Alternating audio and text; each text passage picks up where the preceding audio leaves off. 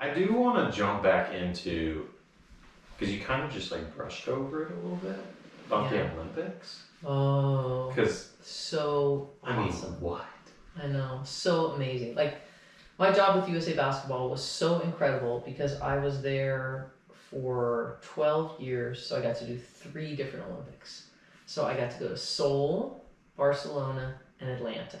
That's great. Seoul was amazing because the Korean people were just so sweet and innocent, and it was like before the Olympics became so big time, you know, and all anybody wanted to do was like trade pins and walk around and shop at Itaewon, which is like this place where everything was so cheap. I mean, I still have like eel skin purses and fake Louis Vuitton bags from there, you know. I mean, it was awesome.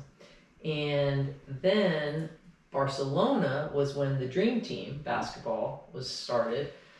So I was there with the women's team, and the Dream Team was there, and I was staying at the Dream Team hotel because I wasn't in the village.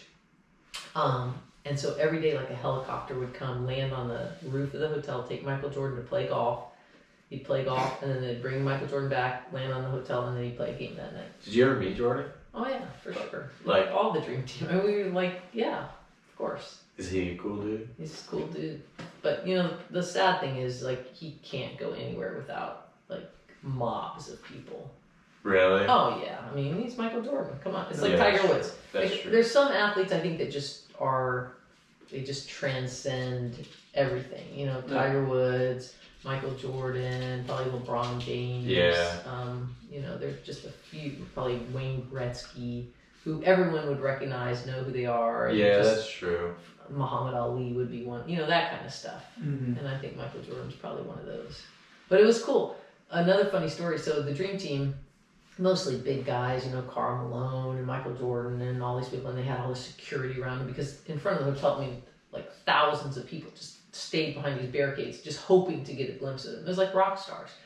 But John Stockton was on that team. I don't know if you know John. He's like a small little white guard from Utah, you know, 6'1", you know, like, so we were on the bus one day going back somewhere, and traffic, oh my God, it was like a traffic jam was just brutal.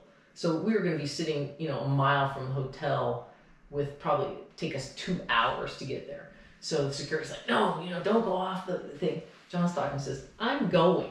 So he gets off the bus and just walks out. No one knows who he is. Just a guy walking down the street, hilarious. You know. But if anyone else had gotten off, you know, David Robinson or you know, any of those guys, Keem Olajuwon, or any of those people would have just mopped him. But John Stockton goes, I'm going.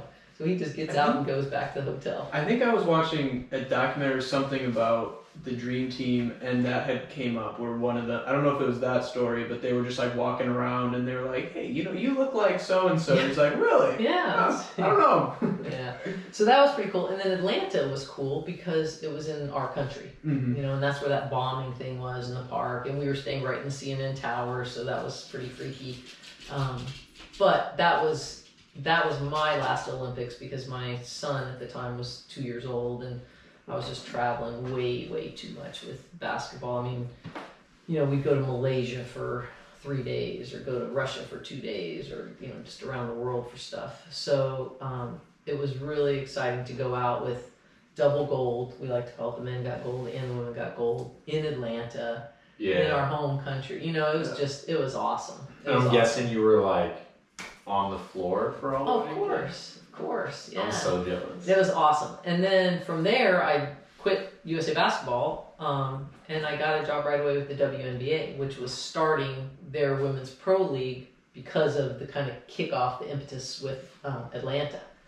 So I got into the WNBA and helped start that league and worked as an advisor for 5 years, just as a consultant, and got to see that. Like a lot of handshaking?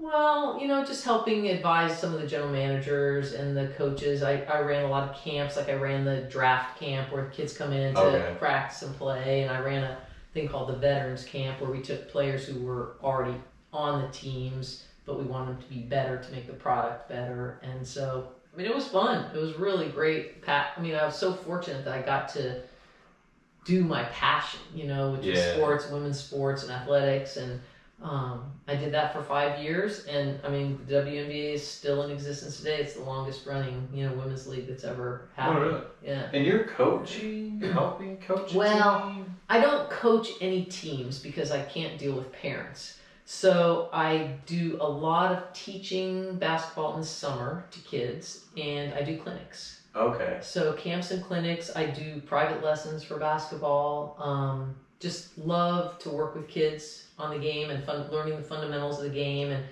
you could go to a camp and have 500 kids there, and they'll never tell you that your elbow's out 5 degrees on your shot. Yeah. But if you take a private lesson, it's like taking a private golf lesson. Yeah. You can say, look, you need to turn your shoulder, you need to get your elbow under the ball. So I do a lot of private lessons. And then this summer, my son was home, and so he taught with me and was on the other side of the court when I was teaching. He had his own lessons, and I could hear him say the things that I had said for so many years while he was listening. I said, oh, he That's does awesome. listen. Yeah. Like he did pay attention to Oh, me. I have to do that. Like when it comes to my golf game, Yeah. with how I become a better teacher is I often just get lessons so And I like- can so you learn listen more. and learn how to do Yeah, it. for sure. Well, yeah, and drills and things Yeah, that it's you always can it's say.